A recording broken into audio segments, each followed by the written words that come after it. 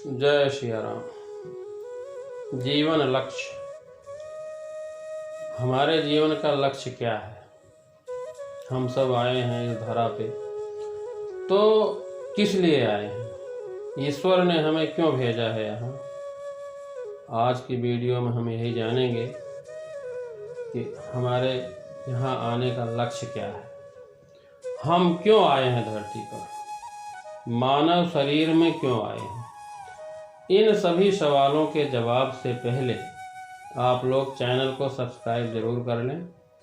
आखिर हम लोग मानव शरीर में ही क्यों आए, जबकि धरती पर असंख्य जीव हैं, हम अन्य जीव के शरीर में क्यों नहीं गए? तो इसका जवाब है कि प्रभु कृपा से ही हमें मानव शरीर मिलता है, और सिर्फ मानव शरीर में ये सुविधा है कि हम भजन सत्संग तपस्या करके भव सागर से पार हो लें, और दूसरे शरीर में ये सुविधा नहीं है। कुत्ते, बिल्ली या अन्य जीव जो भी हैं, वो पूजा पाठ तपस्या नहीं कर सकते, भगवान का नाम भी नहीं ले सकते, सिर्फ मानव ही कर सकता है। तो हमारे जीवन का लक्ष्य भी यही है, प्रभु प्राप्ति, ईश्वर मिल जाए, बस यही लक्ष्य है। ईश्वर मिल गए, सब कल्याण हो गया। ये शरीर ईश्वर कृपा से ही मिला है, और केवल ईश्वर की प्राप्ति के लिए ही मिला है। इसलिए हमको चाहे कुछ भी त्यागना पड़े, सब छोड़कर ईश्वर भक्ति में तुरंत लग जाना चाहिए। बिहारी जी ने बड़ी सुंदर कविता लिखी है। ईश्वर अपनी कृपा से नर जन्म देत। ईश्वर की कृपा से ये मानव शरीर मिलता है हमें, तो ईश्वर अपनी कृपा से नर जन्म देत, मौका देत मुक्ति का, सहारा देत नाम का। मुक्ति का मौका देते हैं और अपने नाम का सहारा देते हैं। भगवान नाम लेते रहें, मुक्ति भवसागर से हो जाएगी। ईश्वर अपनी कृपा से नर जन्म देत, मौका देत मुक्ति का, सहारा देत नाम का। तो भी नहीं चेतत, अचेत चित्त देत नहीं, अवसर अनूप नष्ट होत सृष्टि आम का। कहत बिहारी हरि माया से मनुष्य बना, आया जग बीच मजा पाया धन धाम का।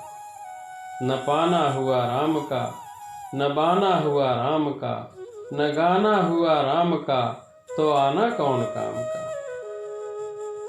यदि हम राम के नहीं हुए तो आना बेकार हो गया हमारा। इसलिए भौतिक जगत में रहते हुए ईश्वर को पा लेना, बस हमारे जीवन का लक्ष्य पूरा हो गया। जैसे छोटा बालक कहता है कि माँ मेरी है, अब उस बालक से कोई पूछे कि माँ तेरी क्यों है, तो इसका उत्तर उसके पास नहीं है। उसके मन में कभी यह शंका ही पैदा नहीं होती कि माँ मेरी क्यों है, बस माँ मेरी है। इसमें उस बालक को कोई संदेह नहीं होता। इसी तरह आप लोग भी संदेह मत करो, और यह बात दृढ़ता से मान लो कि ईश्वर मेरे हैं। ईश्वर के सिवाय और कोई मेरा नहीं है, क्योंकि वह सब छूटने वाला है जिनके प्रति आप सभी बहुत आसक्त रहते हैं। वे माँ बाप, पति पत्नी, बच्चे, रुपए, जमीन, मकान, रिश्ते नाते आदि सब छूट जाएंगे। एक दिन ऐसा आएगा कि उनकी याद तक नहीं रहेगी। अगर आप लोगों को लगता है कि याद रखने की कोई रीति है, तो बताएं, इस जन्म से पहले आप कहाँ थे? आपके माँ बाप, स्त्री, पुत्र कहाँ थे और कौन थे? आपका घर कौन सा था? जैसे पहले जन्म का याद नहीं है, ऐसे ही इस जन्म की भी याद नहीं रहेगी। अब जिसकी याद तक नहीं रहेगी, उसके लिए आप अकारण परेशान हो रहे हो।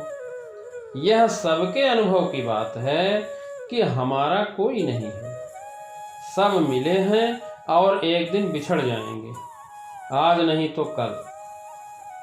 जाना तो है, सब चले जाएंगे। इसलिए मेरे तो गिरधर गोपाल दूसरों न कोई, जाके सिर मोर मुकुट मेरो पति सोई।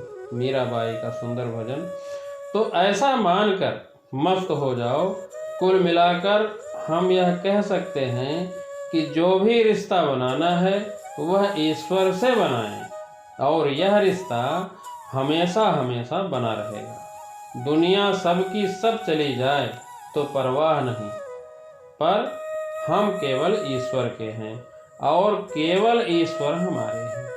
केवल एकमात्र यही सत्य है, बाकी सब झूठ। ईश्वर के सिवाय और कोई नहीं है मेरा। तो आज से ईश्वर के होकर रहो, ईश्वर के हो जाओ। कोई क्या कर रहा है ईश्वर जाने, हमें मतलब नहीं। सब संसार नाराज हो जाए तो परवाह नहीं, क्योंकि ईश्वर हमारे साथ हैं और वो कभी नाराज नहीं होते। इसलिए आज से ही हम ईश्वर की शरण लें, ईश्वर से अपना रिश्ता जोड़ें। ईश्वर समदर्शी हैं, वो सभी को देखते हैं, सभी के साथ रहते हैं, सभी के हृदय में वास करते हैं। हमारे सामने जो व्यक्ति खड़ा है उसमें भी ईश्वर का वास है। इसीलिए श्री रामचरितमानस की यह चौपाई, सिया राम मैं सब जग जानी, करऊं प्रणाम जोरि जुग पानी। जितने भी पुरुष हैं उनको भगवान श्री राम तथा जितनी माताएं हैं उनमें माता सीता को मानकर सभी को प्रणाम, आदर व सम्मान करना चाहिए। और हमारे जीवन का बस एक ही लक्ष्य होना चाहिए, किसी भी रूप से ईश्वर की प्राप्ति हो जाए। धन्यवाद। जय श्री राम।